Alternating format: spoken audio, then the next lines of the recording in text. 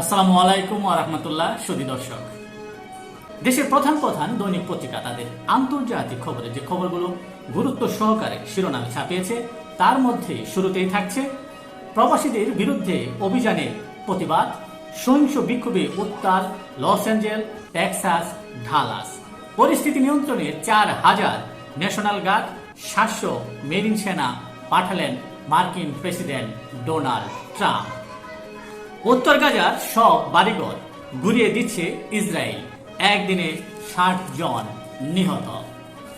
ইউক্রেনে রাশিয়ার ব্যাপক ড্রোন ও ক্ষেপণাস্ত্র হামলা, ইউক্রেন জুড়ে 315টি ড্রোন ও 7টি মিসাইল ছুড়েছে রুশ বাহিনী, এতে 3 জন নিহত ও 10 জন আহত হয়।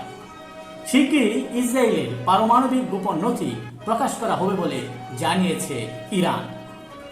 ইরানে 9 আইএস সদস্যের মৃত্যুদণ্ড কার্যকর, সর্বোচ্চ আদালত একই রায় বহাল রাখায় এ রায় কার্যকর করা হয় বলে জানিয়েছে ইরান। এই ছিল দেশের প্রধান প্রধান দৈনিক পত্রিকার শিরোনামে উঠে আসা শীর্ষ সংবাদ, জানিয়ে এতক্ষণ আপনাদের মাঝে উপস্থিত ছিলাম। আশা করি আপনাদের ভালোই লেগেছে। আজকের মতো এখানেই, আবারও দেখা হবে আগামীকাল ঠিক একইভাবে দেশের প্রধান প্রধান দৈনিক পত্রিকার শিরোনামে স্থান করে নেওয়া খবরগুলো নিয়ে। সে পর্যন্ত অবশ্যই ভালো থাকবেন, সুস্থ থাকবেন। আসসালামু আলাইকুম ওয়া রাহমাতুল্লাহ।